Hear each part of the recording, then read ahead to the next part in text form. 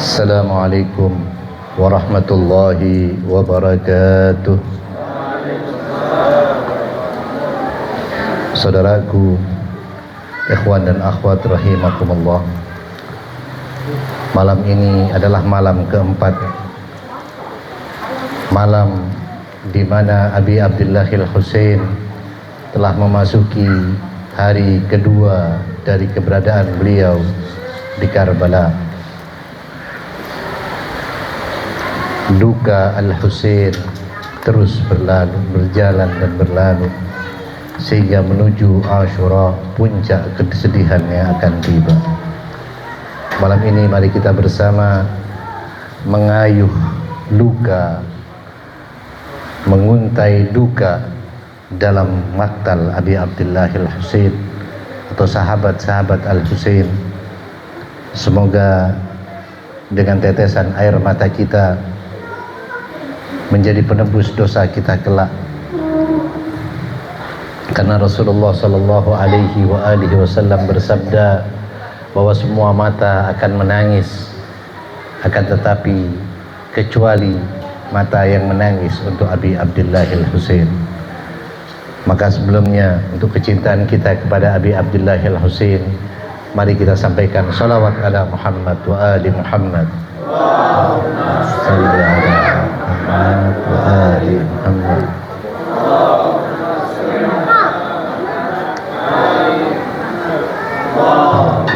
Salli ala sallallahu alayka ya sayyidi wa ya maulaya ya Aba Abdillah. Salawatullahi alayka ya maulaya wa ibna maulaya ya ibna Rasulillah. Ruhi wa jismi wa arwahuna la minal fida lakal fida ya gharib Karbala.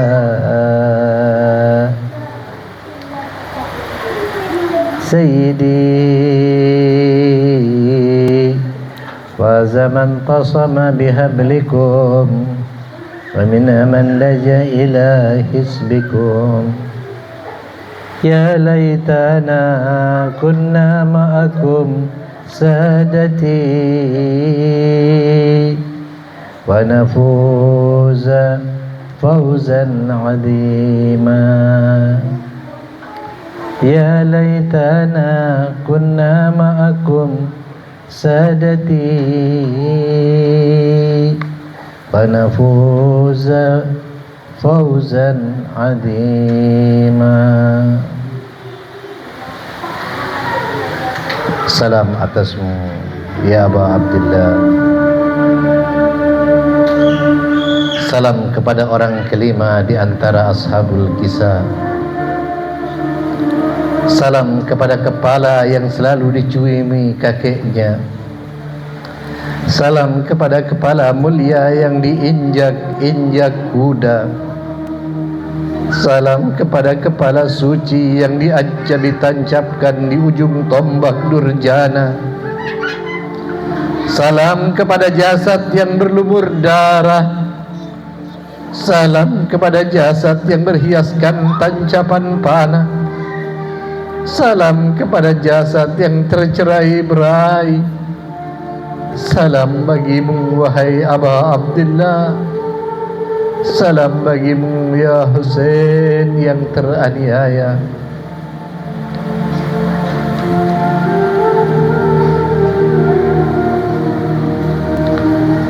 Walaupun kepergian Abdullah bin Umair diiringi suara isak tangis sahdu para pecinta Al-Husain,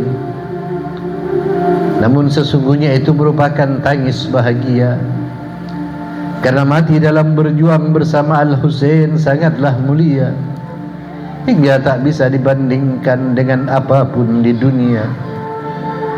Daripada harus sudi bertekuk lutut tunduk pada perintah sang penguasa yang durjana, Di kemah para wanita keluarga Nabi, seorang wanita tua yang bernama Qamar memerintahkan anak laki-lakinya yang bernama Wahab agar segera maju ke medan laga untuk membela Aba Abdillah. Qamar berkata kepada anaknya, "Duhai anakku, bangkitlah dan tolonglah putra Rasulullah." Wahab berdiri dan dengan bangga menjawab, "Aku akan melaksanakan perintahmu, duhai ibu. Restuilah aku, duhai bundaku." Mendengar jawaban putranya, wanita tua itu tersenyum sambil meneteskan air mata bahagia. Ia merasa bangga putranya maju ke medan laga membela putra Rasul yang dicintainya. Istri Wahab yang bernama Hadiyah merasa berat berpisah dengan suaminya. Ia berkata kepada Wahab suaminya, "Duhai suamiku, aku takut ketika engkau memasuki surga engkau akan melupakan aku." Mereka berdua menghadap Abi Abdillah Al-Husain. Istri Wahab berkata kepada Imam, "Wahai Imam, aku memohon kepadamu dengan dua permohonan. Mohonan pertama, ya Imam, setelah suamiku terbunuh nanti, izinkan aku senantiasa bergabung dengan keluarga Rasulullah. Setelah suamiku terbunuh nanti dan sebagai syahid, bangkitkanlah dia pada hari kebangkitan." Ia memohon kepada imam untuk bersaksi bahwa suaminya tidak akan melupakannya. Cintanya kepada suaminya, dia rela melepaskan suaminya di dunia untuk berjumpa di surga sana. Mendengar ketulusan kedua orang tersebut, imam meneteskan air mata dan berjanji akan memenuhi kedua permintaan itu. Maka majulah Wahab ke medan pertempuran. Pedangnya berkelebat membunuh satu demi satu musuh-musuh Tuhan. Pasukan Bani Umayyah terlontar dari kudanya, tersungkur ke tanah. Sekian lama dia berperang, beberapa luka menyayat tubuhnya. Kehausan semakin mencekik lehernya. Sejenak dia mundur ke kemah kaum wanita untuk menarik napas sebentar. Dan dia melihat ibunya berada di depan kemah. Dan dia berkata kepada ibunya, "Duhai ibuku, apakah engkau telah ridha kepada aku?"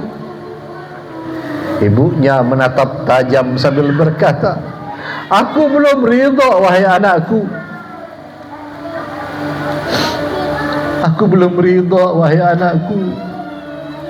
Sebelum engkau syahid dalam membela Aba Abdillah."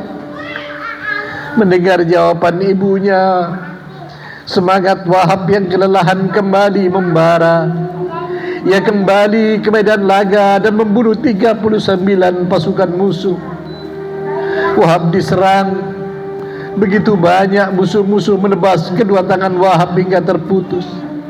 Tanpa kedua tangannya, Wahab tak berdaya lagi. Saat ia diseret dibawa ke hadapan Umar bin Sa'ad. Umar bin Sa'ad memerintahkan para penjaga untuk menyembelih leher Wahab.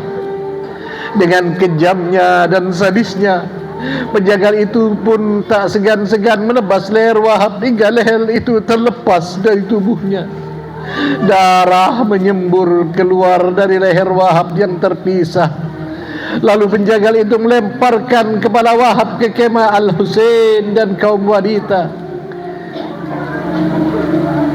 Ikhwani wa akhwati, bayangkanlah ketika seorang ibu yang begitu mencintai anaknya mendapatkan hadiah berupa sebuah kepala.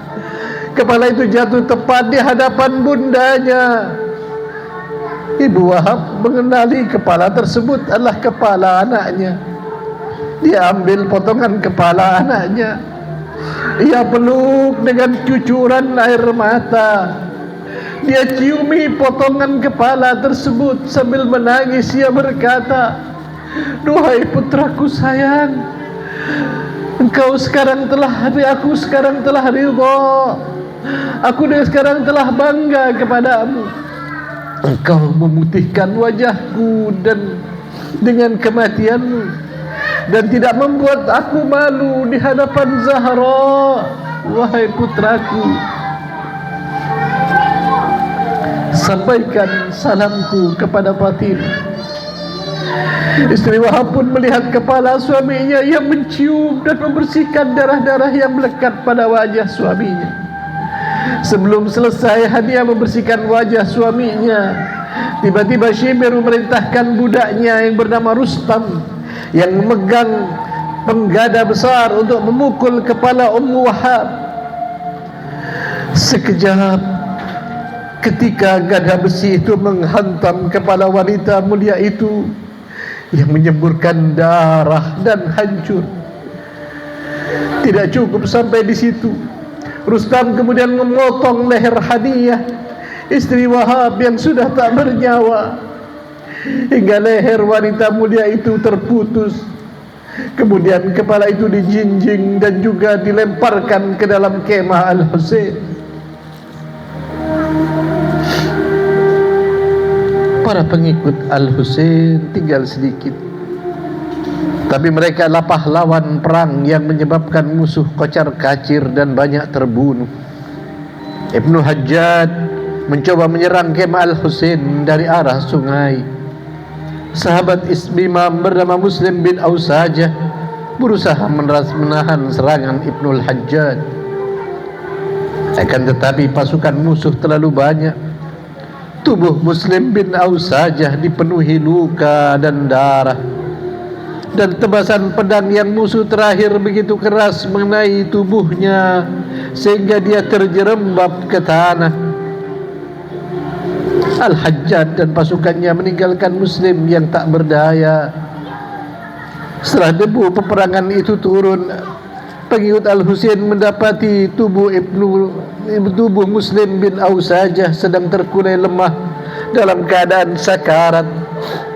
Imam mendatanginya dan menemui sahabat setianya itu.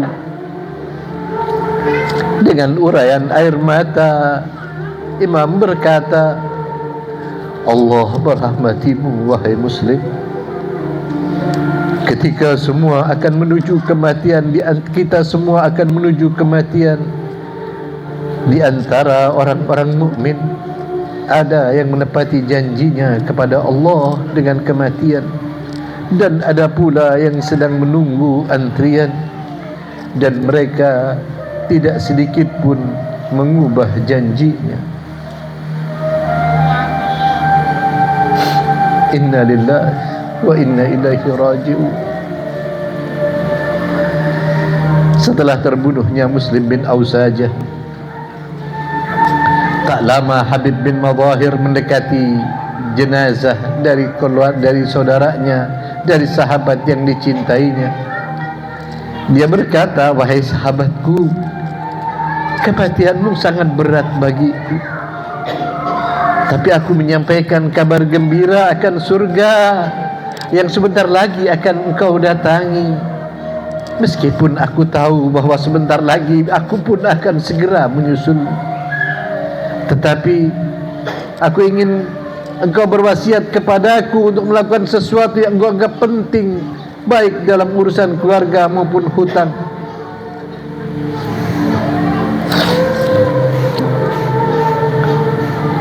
Muslim yang waktu itu sudah sangat lemah mendekati kematiannya. Terkadang dia sadar, terkadang dia pingsan. Lukanya begitu dalam. Muslim masih sanggup membuka lisannya dan berkata kepada sahabatnya Habib bin Madahir, "Baiklah, Allah merahmatimu. Aku berwasiat kepadamu sebelum datang kematianku. Tangannya mengangkat menunjuk kepada Al-Husain. Tangan Muslim menunjuk kepada Al-Husain dan menyampaikan wasiatnya kepada sahabatnya Habib bin Mawahir. Aku berwasiat padamu wahai Habib, agar engkau mati dan menyusulku untuk melindunginya, untuk melindungi imam kita. Sambil menangis, Habib menjawab, duhai sahabatku, demi Allah pelindung Ka'bah, aku pasti akan melakukannya. Muslim bin Aus saja menarik napas panjang terakhirnya sambil berucap, alaika minni salam ya Aba Abdillah, salam darimu, dariku untukmu wahai Aba Abdillah. Inna lillahi wa inna ilaihi raji'un. Satu lagi, orang setia ini terbunuh di hadapan Abi Abdillah Al-Husain. Sementara itu Simir datang semakin dekat. Ia dan pasukannya menyerang kemah imam dengan tombak berapi. Para wanita menjerit dan anak-anak pun menangis ketakutan. Zuhair bin Qain dan 10 sahabat imam lainnya menyerang Simir dan pasukannya. Terjadilah pertempuran hebat hingga akhirnya Simir berhasil dipukul mundur. Simir pun lari menjauh. Umar bin Sa'ad, manusia terkutuk ini, mengirim Hasin bin Namir dengan 500 pasukan pemanah. Kemah Al-Husain dihujani panah dan banyak pula melukai kuda dan unta dari para pembela Aba Abdillah. Umar bin Sa'ad memerintahkan pasukannya untuk membakar seluruh kemah keluarga Nabi hingga hanya sedikit kemah yang tersisa. Kepanikan terjadi, anak-anak menangis semakin histeris karena ketakutan, dan para wanita menjerit melindungi anak-anak mereka. Imam berkata tegas, biarkan mereka membakar kemah, keluarlah kalian dari kemah-kemah dan gunakan api itu untuk melindungi kalian dari serangan musuh. Para wanita itu mengambil api-api, obor-obor yang dilemparkan untuk menjadi pelindung mereka. Api berkobar membakar hampir seluruh kemah keluarga Nabi. Kini tak ada lagi tempat berlindung bagi anak cucu Fatimah. Anak-anak kecil dan para wanita sekarang berada di tengah kobaran api dan terik matahari yang begitu menyengat. Mereka yang tidak berdosa itu harus dihadapkan dengan pemandangan yang sangat mengerikan.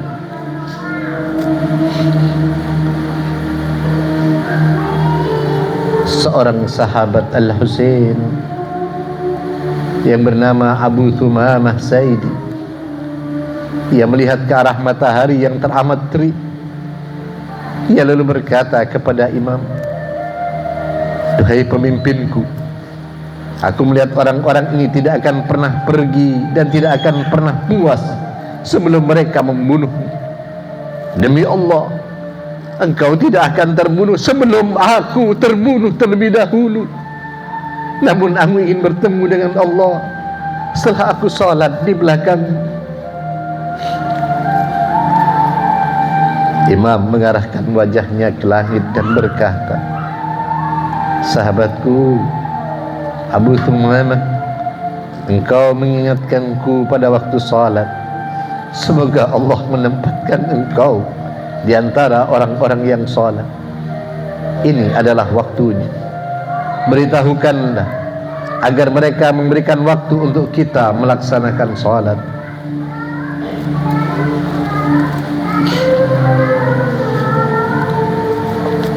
Mendengar seruan Al-Husain, para pengikut imam berteriak kepada musuh-musuhnya untuk memberikan waktu bagi mereka untuk melaksanakan salat. Salah seorang komandan musuh berteriak, salatlah kalian, salat kalian tidak akan diterima oleh Allah. Mendengar teriakan musuh, Habib bin Mawahir yang telah kehilangan sahabatnya begitu marah. Habib pun berteriak lantang, engkau katakan solat keluarga Nabi tak terdekat diterima, dan apakah solatmu yang diterima? Habib dengan kemarahan memuncak menyerang komandan musuh itu dan mengayunkan pedangnya. Komandan pasukan musuh itu menghindar dan pedang Habib mengenai kudanya. Kuda itu pun tersungkur dan jatuh bersama tuannya menghantam tanah. Habib menguasai pertempuran, diserang dari segala penjuru, dan dia sempat membunuh 62 pasukan musuh. Namun tiba-tiba dari arah belakang datang musuh dan menanjapkan tombak dengan sangat keras ke punggung Habib, hingga tombak itu menembus ke dadanya. Seketika Habib mengarahkan wajahnya kepada Al-Husain dan berteriak, alaika minni salam ya Aba Abdillah, salam dariku wahai Aba Abdillah. Belum selesai ungkapan Habib, dari depan datang musuh dengan cepat, langsung sekuat tenaga menembas leher sahabat setia Al-Husain ini. Leher Habib pun terkoyak dengan kepala hampir lepas dari badannya. Tidak tahan melihat kondisi Habib yang mengenaskan, sempat kilat Hur Ar-Riyahi maju ke medan pertempuran. Terjadilah perperangan yang dahsyat. Pedang Al-Hur berkelebat, cepat menebas setiap musuh yang ada di hadapan. Bak singa marah, Al-Hur memporak-porandakan pasukan musuh dengan siasat licik. Pasukan musuh melukai kuda Al-Hur, hingga kuda perang itu terluka dan jatuh tersungkur. Al-Hur tak kalah gesitnya. Ia meloncat meninggalkan kudanya dan berperang sendiri. Dengan cepat Al-Hur membunuh 41 pasukan musuh. Melihat pahlawan perang ini bertempur dengan hebatnya, pasukan musuh merasa takut dan melakukan siasat licik kembali dengan mengepung dan bersama-sama menyerang Al-Hur. Begitu banyak musuh yang menyerangnya, Al-Hur kehabisan tenaga. Dengan mudah pasukan musuh dapat menebaskan pedang dan menjabkan tombak ke tubuh Al-Hur. Dan tikaman-tikaman itu merobek-robek tubuh Al-Hur yang sudah melemah. Darah memancar dari setiap luka di tubuhnya dan melumuri hampir sekujur badannya. Tak tahan merasakan sakit yang menyayat tubuhnya, Al-Hur terjatuh dan menjerit, alaika minni salam ya Aba Abdillah, alaika minni salam. Melihat tubuh Al-Hur tersungkur, pihak musuh tidak menyia-nyiakan kesempatan mereka. Mereka kembali bersama-sama menghujam tubuh Al-Hur dengan tusukan dan tikaman, hingga tubuh Al-Hur hancur, hingga ia menghembuskan nafas penghabisan. Inna lillahi wa inna ilaihi raji'un. Satu demi satu sahabat Al-Husain terbunuh. Satu demi satu sahabat Al-Husain terjungkal ke tanah. Hari demi hari menjelang Asyura, panas mentari begitu tinggi menyengat tubuh. Sementara kepedihan terus dirasakan oleh para pecinta Aba Abdillah. La yawma ka yawmika ya Aba Abdillah. Tidak ada hari seperti harimu wahai Aba Abdillah. La yawma ka yawmika ya Aba Abdillah. Tidak ada hari melebihi kesedihanmu ya Aba Abdillah.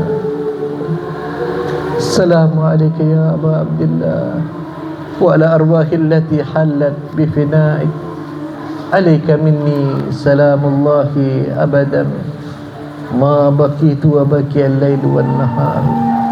Assalamu ala al-Husain wa ala Ali ibn al-Husain wa ala awlad al-Husain wa ala ashab al-Husain. Assalamu alaikum warahmatullahi wabarakatuh.